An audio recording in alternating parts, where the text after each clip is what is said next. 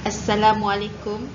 This week continues for the topic of masonry, blockworks and stoneworks. The definition for blockworks is walling unit exceeding the British standard dimension specified for bricks. Its height should not exceed either its length or 6 times its thickness. It's made of clay or concrete. Its common size is 8 inch by 8 inch by 60 inch, which equal to 200 mm for thickness by 200 mm for width by 410 mm for length.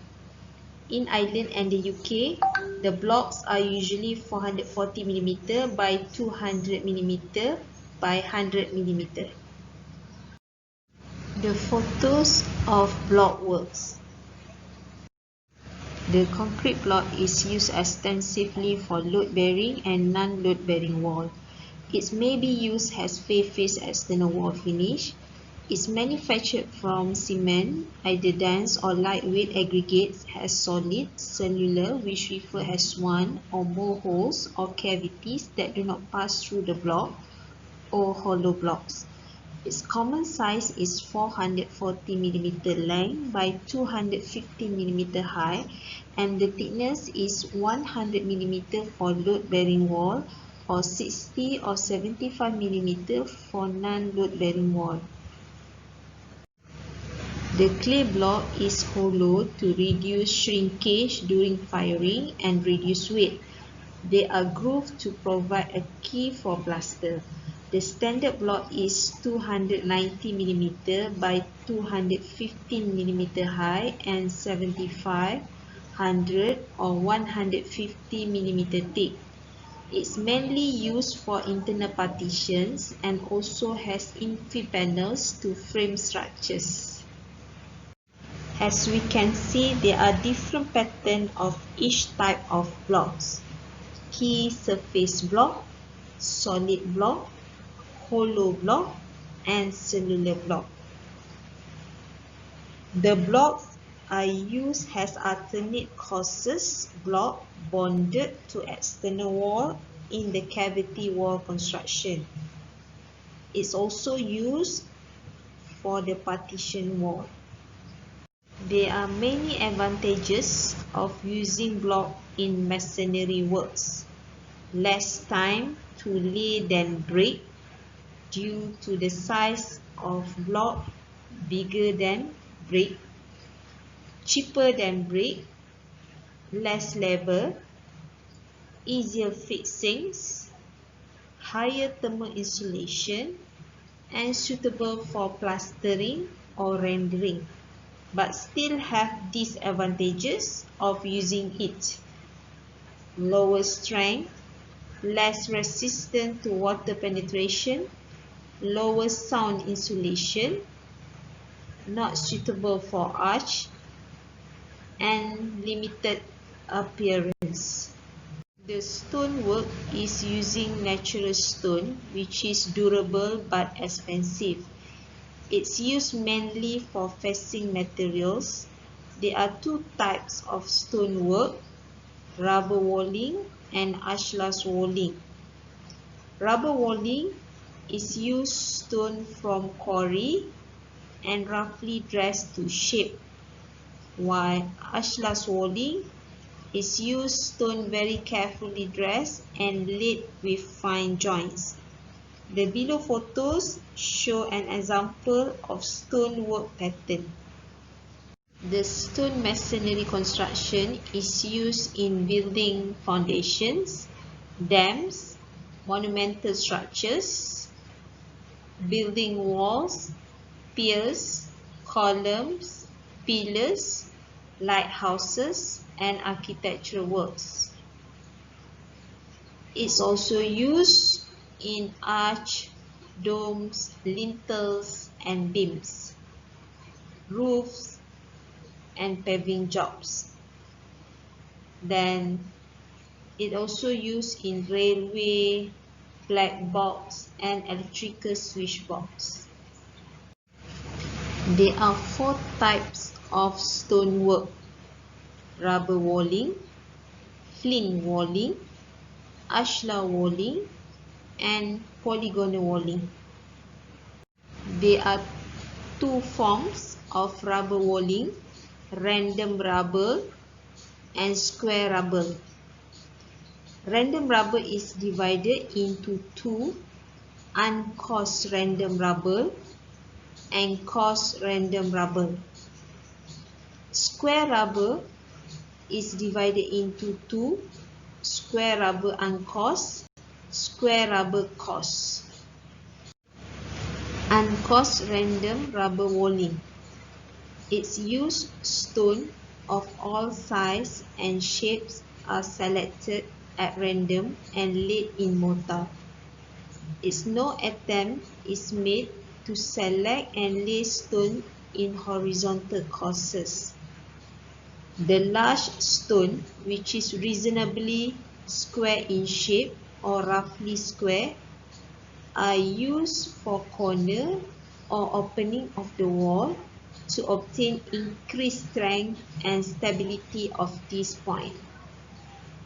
There are plan, section and elevation photos for uncoarse random rubber wall. As we can see, no attempt is made to select and lay stones in horizontal courses. Bonder is a stone entirely through a wall for the purpose of binding it together, or a stone to bond the wall together. There are some highlights in the construction for uncoarse random rubber walling. Rubber coping bedded in cement mortar at the top of rubber walling. Random rubber set dry or bedded in cement mortar. Gaps filled with spars or small stones. Bonder or through stone 1 per meter square to bond the wall together. The foundation of random rubber walling is made of mass concrete or large stones. Another photo for uncoarse random rubber walling. Coarse random rubber walling. The stones are selected and laid. The wall is roughly level in horizontal courses at vertical intervals of 600 to 900 mm. This is because this technique results in more care being taken in bending and flushing with mortar and permits straight joints to be more easily avoided. The walling is stronger than uncoarse work.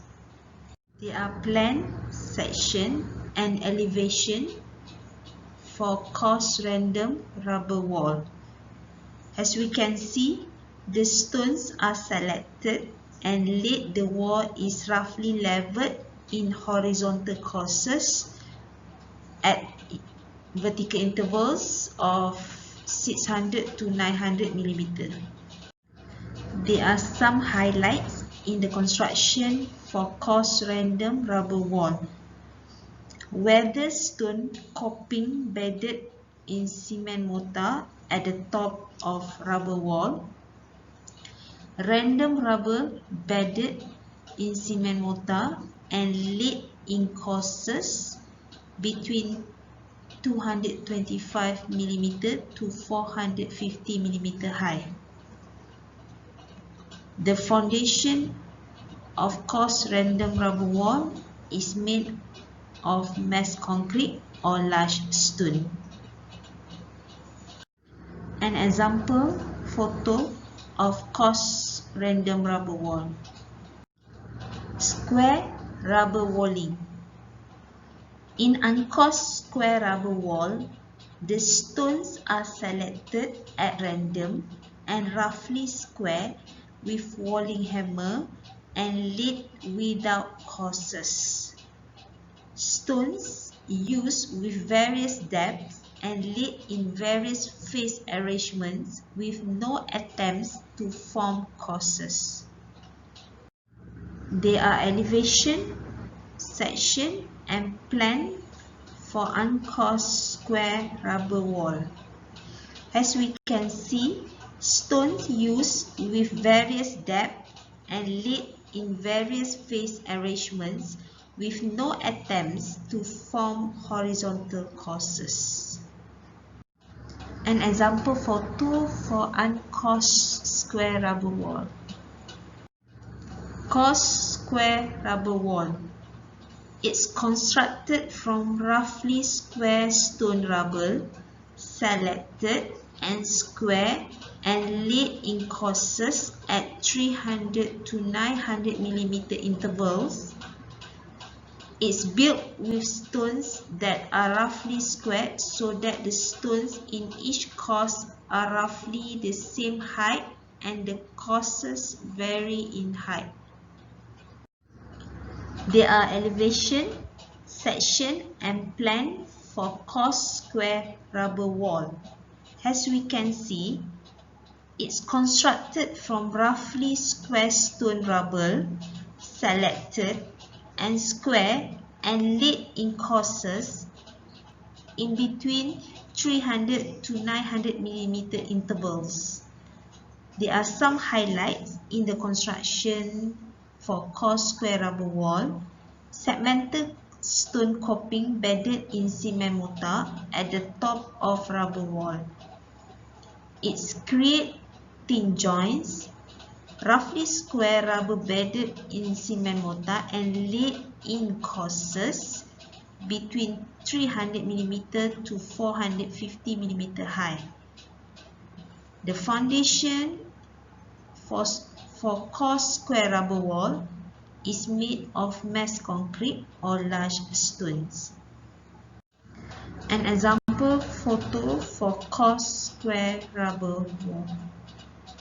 Flint walling is extremely hard and durable walls out of flint stone using nodules or rocks of flint that have been knapped to give a decorative face. There are elevation and section for flint walling.